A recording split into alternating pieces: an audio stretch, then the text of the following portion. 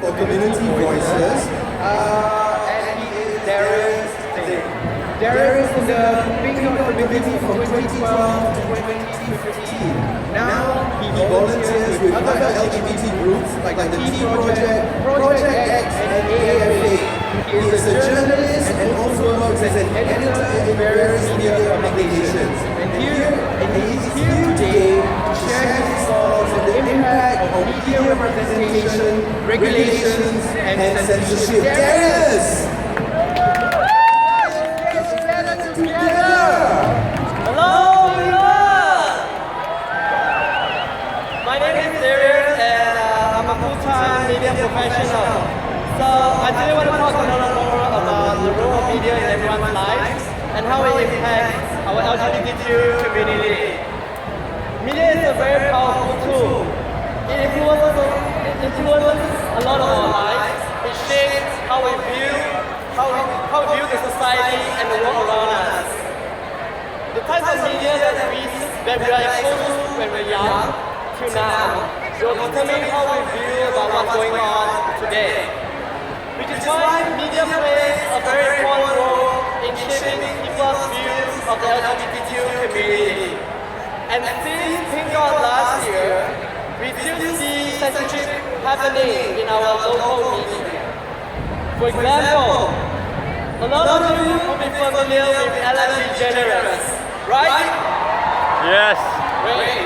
So she came out openly as a lesbian on TV in 1997. You know, Channel 5 in Singapore airs her show typically on weekday afternoons or even in the evenings. But do you know that the Ellen show that you see on TV may not be the full version of what is the original one? For example, 4 months ago in February, in a Valentine's Day special episode, US President Obama came onto the show to congratulate Ellen on her role in helping to change American attitudes towards LGBTQ. That portion was censored out of the Channel 5 broadcast here in Singapore.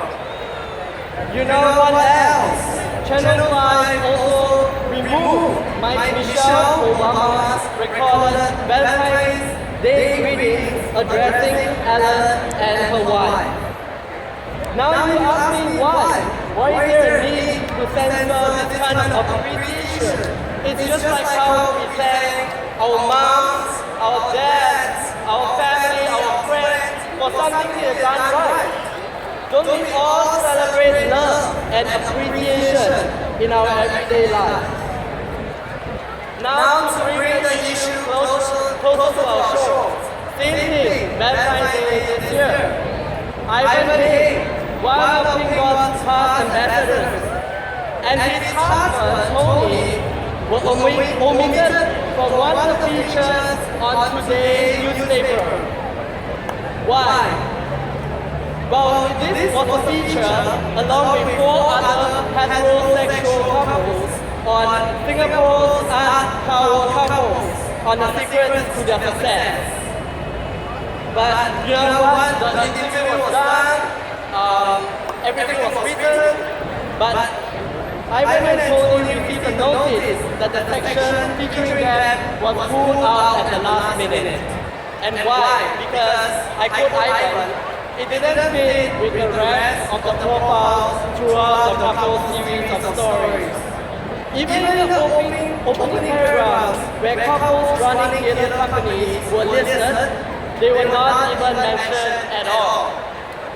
Ivan is a recipient of the Cultural Medallion, Singapore's highest accolade for artists, while his husband Tony runs one of Singapore's most active and high-profile theatre companies, Wild Rise.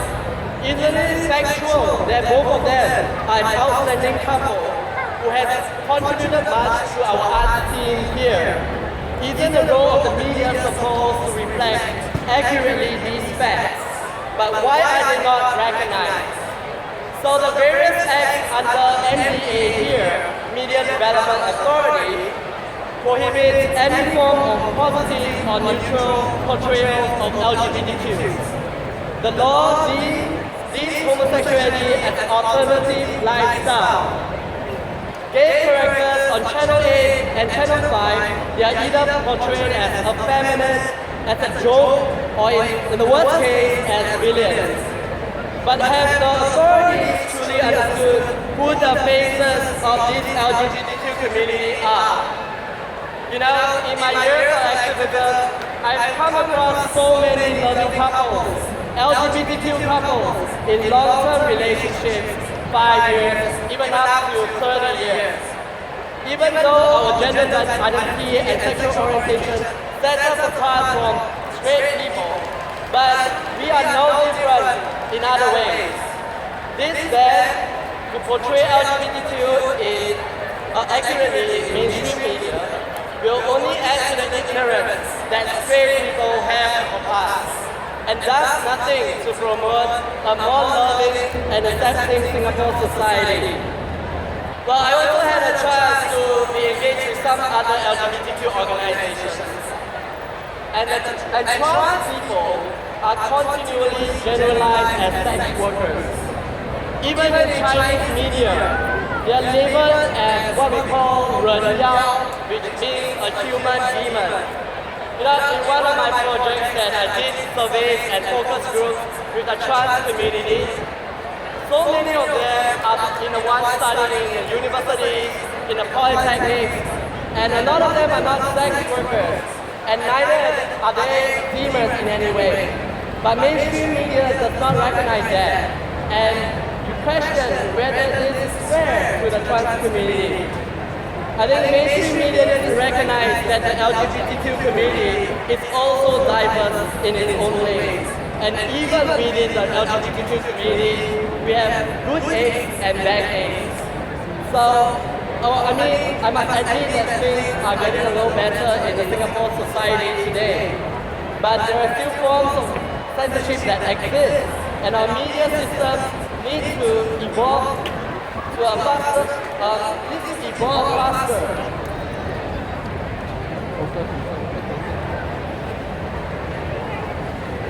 So I started off the speech talking about the role of the media in Singapore society.